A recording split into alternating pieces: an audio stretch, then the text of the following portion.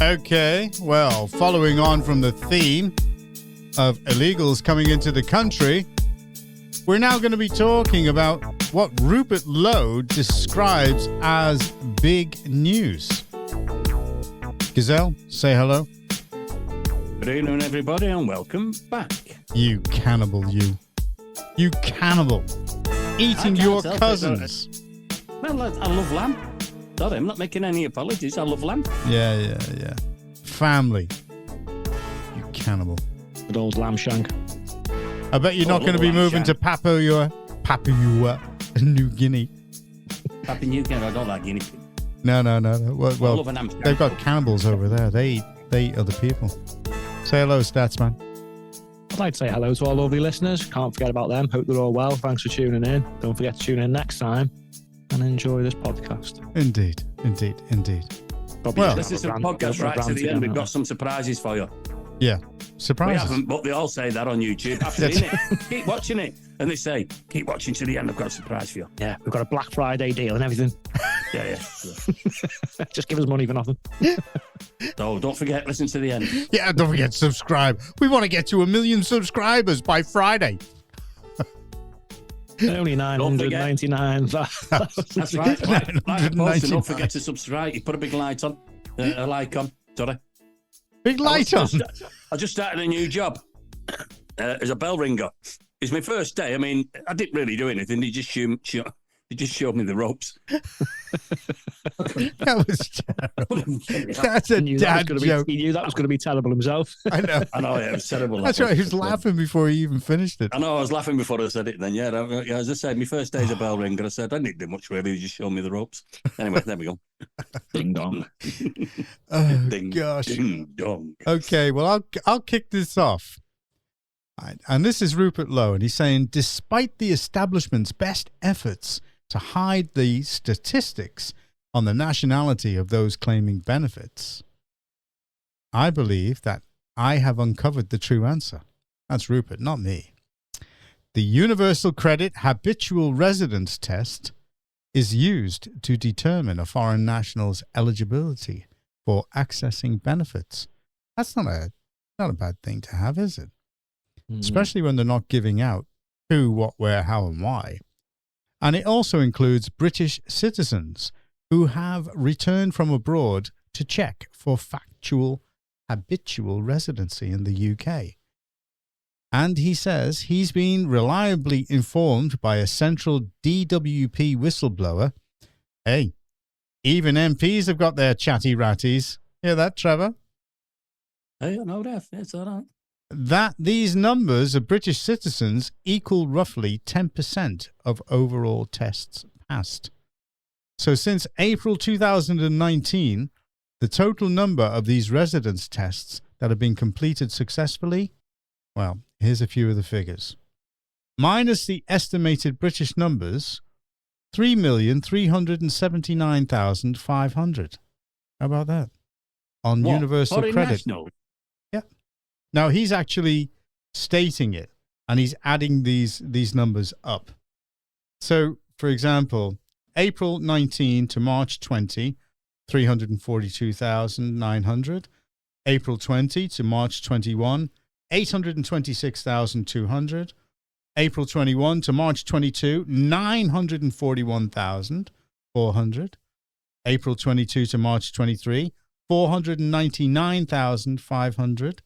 And April 23 to March 24, 479,700. And April 24 to I'm doing a stats here, to September 2024, 289,800. They're getting benefits out of our system when they've not paid anything in. Just listen. Yep. That means that over 50,000 foreign nationals are passing tests to become eligible to access and receive universal credit every month. Now, Statsman.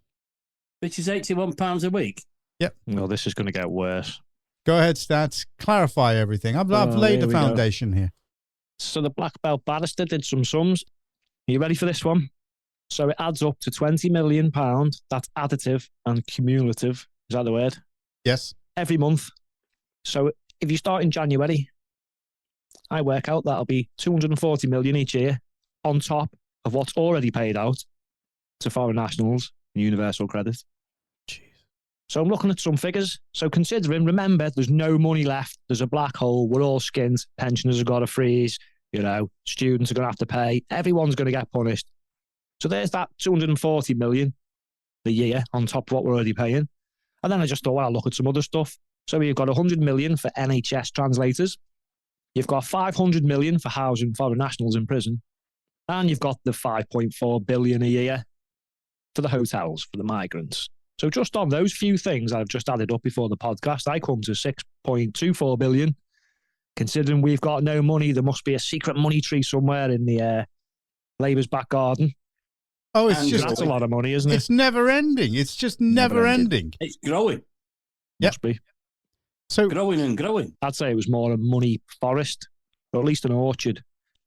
how do they have the audacity to try and get away with these things? I mean, a bit like when I mentioned on the last podcast about Sadiq Khan, saying, oh, knife crime is much better now I've been in. Yeah, right, Sadiq. Even President Trump cannot recognize London. And you're just gaslighting everybody. I mean, what is it? What is it about these people? Why are they doing it? What is it about what do these people have which is so beneficial to this country that they are redistributing taxed wealth of people to pay for them? What is it? Why are they doing it? And why, when people are actually expressing negative views about it, are they continuing? One word. I can't see. Sorry, I will give way. Sorry, I thought you'd finish. I can't see Jonathan Matters getting in past 2029. I can't see any Labour MP getting in past 2029. I think there's going to be an almighty, massive upheaval, just as has happened in America. Somebody's going to come along and we're going to have our own, what you said, Mark, mega. Make England great again. Make England great again. Might take a little bit longer with us, but the one word describes this and the government. Evil. It's just, they're I doing can't all work this, it John, out. while simultaneously telling us all how skint we are and all these black holes and how people have got to suffer. No, tell you what, and the people who vote for this, and if they vote for this again next time, I'm holding them all responsible. I said this on the last podcast. Yep. You'll never hear the end of this from me. You're going to vote for these donkeys again. And then and sit there and moan. Don't moan to me. Don't ask me to help you in the community. Don't come for advice. In fact, don't speak to me. I mean, nobody's going to be supporting. You're going to carry on destroying the country. I'm not interested. Everything that they're doing. No, I'm going to give way to you momentarily, Gazelle. Totally agree. Right. Nobody's going to be supporting police charities anymore. Nobody's going to be supporting the police. When they're going out and saying, they're appealing for witnesses, nobody's going to come forward and help them. They're just going to say, no, sorry, not interested. The judiciary. No, it's becoming more and more obvious that they become politicized by the way that they're actually jailing these people with hurty words and letting out people who have committed rape. I mean, what the hell is all that about? We've got to be begging Trump to come over and invade this country and just depose the whole of Parliament. Go ahead, Trevor. Yeah, just to go along with that, they're letting them out. But it's not only that. I mean, we have so many cases of these paedophiles at the minute that are not being jailed. So not only are they letting them out, they're not putting them in. They're putting people in for hurty words. And look, you've got the economy there. You've got Rachel Reeves, who's an absolute out-and-out liar. She put on her LinkedIn, whatever, that she was an economist. She wasn't an economist. She answered the phone. No, she's a communist, not an economist. Yeah, a communist. Yeah, exactly. Now, you've got all this absolute bullshit, batshit bonkers, whatever, as Katie Hopkins will put it. I feel sorry for Katie Hopkins. I do. I feel sorry for anybody that tries to speak out at the minute because they can't.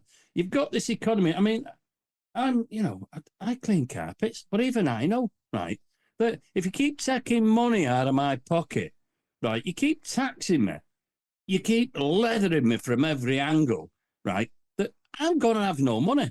And I'm talking the majority here. I'm not talking half a dozen like the train drivers who you've just rewarded, the doctors who you've just Some of those train drivers are on over £90,000 a year. £90,000 a year, then. And you've got, I'm on about people like, the majority. I'm on about big amounts of people here that are getting squeezed and squeezed. Council tax going up £100 next year, going across the board, right? Those people, us people, we, right? They're squeezing us and squeezing. We don't spend money. What happens then? The economy starts to fail. It stagnates. That's what happens. Stagnates, and you won't get growth. And then you'll get higher interest rates. That'll start to kick off. So you've got no growth because we haven't got any more money to spend. And it goes on and on and on. It just goes round. And this muppet, this Keir Starmer, he's now, this is serious, because he's now on a world stage. And he's absolutely destroying the country. So what's he going to do on a world stage for us? Well, he's given permission for for Ukraine yeah, I know to use the missiles. Now, along with Biden. Now, tell me that wasn't coordinated. Has Starmer done it as well? I've not seen that. Oh, yeah. He's had to. I know Biden has, but I've not heard. I'm pretty sure Starmer has as well. No, Starmer has. He came out today and backed it fully. Yeah. There you go. If we've got anything left to give them anyway. So they're just now liars. You talking about that Rachel Reeves? I called this the other week, didn't I? When I seen that Guido thing, and now it's took a couple of weeks for them to actually go deep into it. But she's literally put she was an economist at the Bank of England, and then changed it and said I worked at Halifax. And then she was accused. And then she was accused. Hold on a second, Trev. She was accused of plagiarism, for the book that she was writing. Yeah.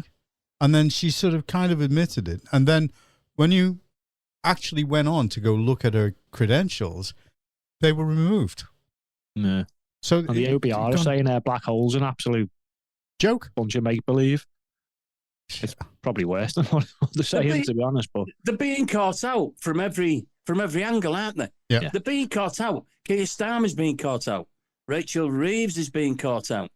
I can't wait. By the time it comes down to 2029, our hands are going to be full, because there's no way I'm going to allow any Labour MP in Cheshire to get away with anything. They're going to be reminded of everything that's gone on. Their total loss of face will be enormous, ginormous, and then they'll get kicked out. We need a MAGA. We need a Trump. Who have we got? Right. You can put me as the I'll be the Rachel Reeves' job, the Chancellor. I've just made a fake CV, which will go on LinkedIn earlier, a little bit later. I used to run the Bank of England back in 2014. So what I'm going to do is I'm going to save the country this year $6 billion. So what I'm going to do first is I'm going to say, sorry, if you want to use the NHS, you've got to speak English. There'll be no translators. So I'll save you $100 million. Then what I'm going to do is I'm going to say, anyone who manages to sneak into this country after I've deported you all and stopped you all from coming in are not getting any benefits. And then I'm going to deport all the foreign nationals from prison.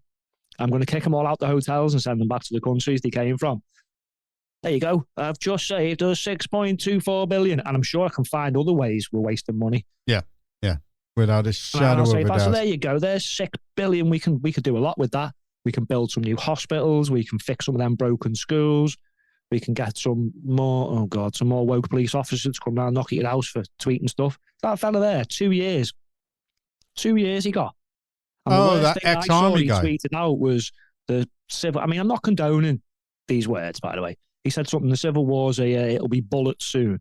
Now, he isn't saying he's in the civil war and he's going to start shooting people. No. He's making an observation of what he thinks, and he's an army man, so he's thinking the next logical step, it could be this. He's not condoning did serve it or in Iraq, didn't he? It. He served in Iraq, I believe. That's what you get for serving your country and then speaking out about things you see. You go into jail. I wouldn't say that, but 2 years. And then that guy the other day, he's got a baby's being abused, on his porn or whatever. I can't even call it porn. Filth. Yeah. And he doesn't even go to jail. Oh, come on. The point is, he's not committed any crime.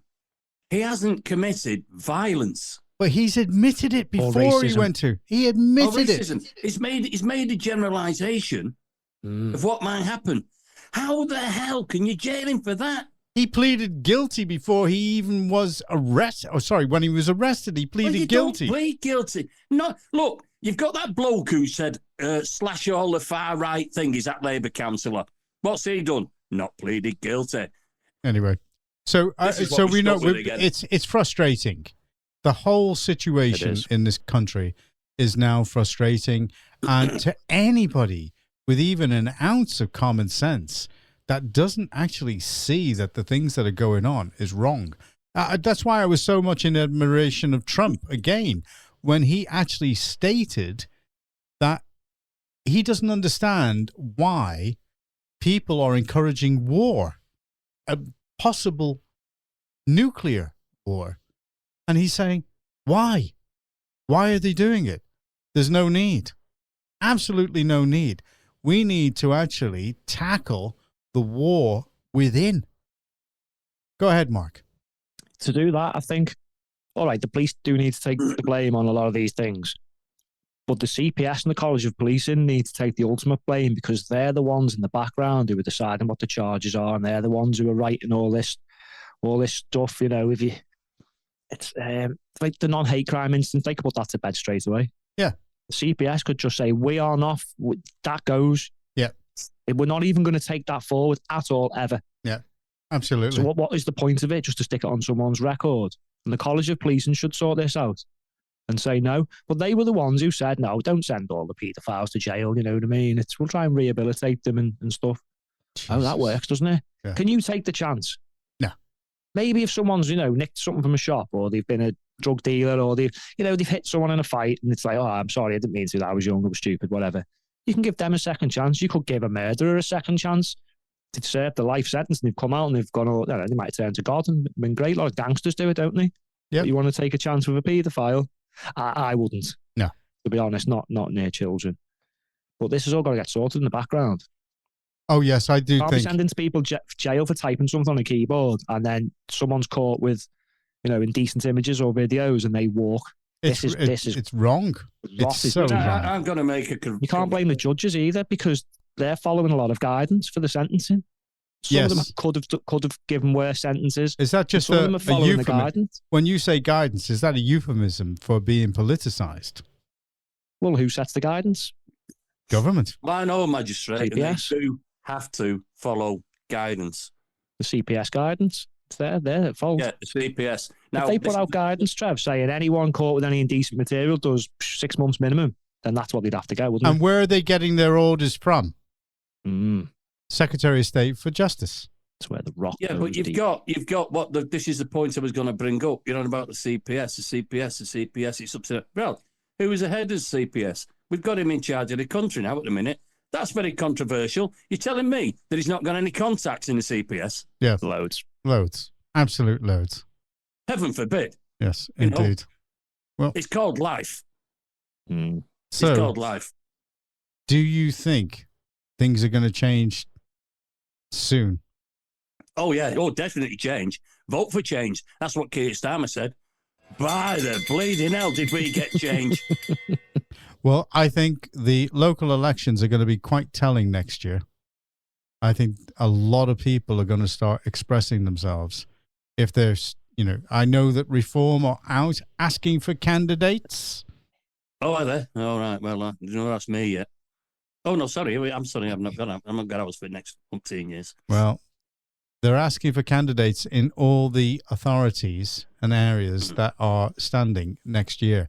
And I've got a funny feeling that we are going to be very interested in what's going on there and looking at those figures.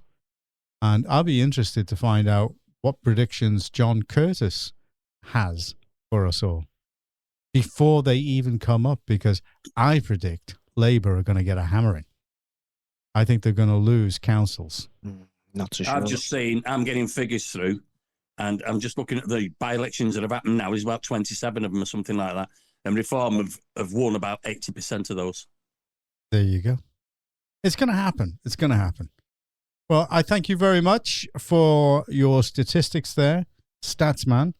I'm not so sure that anything is going to change. Do you think Rupert Lowe is going to be able to do anything about it? Hope so. Do you know what? Out of all the Reform MPs, I think he's probably the best so far, He's actually already done something. Yeah, he's already done something. Yeah. Sorry, Matt. I don't know what he's like in his community with his constituents, but if what he's doing in Parliament is anything to go by, I think he'll be pretty good at that too. So I Yeah, think He doesn't take his MP's wage. Do you know that? I know, doesn't he? I know. Brilliant. And also another guy that I thought should have been up there is Ben Habib. I miss that guy. I think he's Don't good. get me going about Ben. He's a good guy. Really, really good guy. He's a top guy. Top Seem guy. to alienate the top guys, don't they?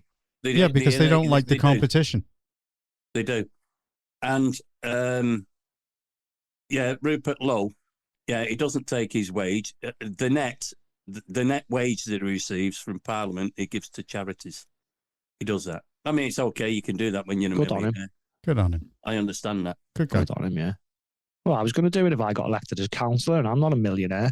Yeah, But I just thought if I invested it back into the charities that need help because the council's screwing them over, what an up yours that would have been when they all took the pay rise. I did it at the YMCA. When I ran UKIP in Warrington, when I was a chairman, we all agreed collectively that if any of us got elected, that you wouldn't take your expenses and it's going to the YMCA because the council closed down the YMCA for the cost of £36,000. That's it.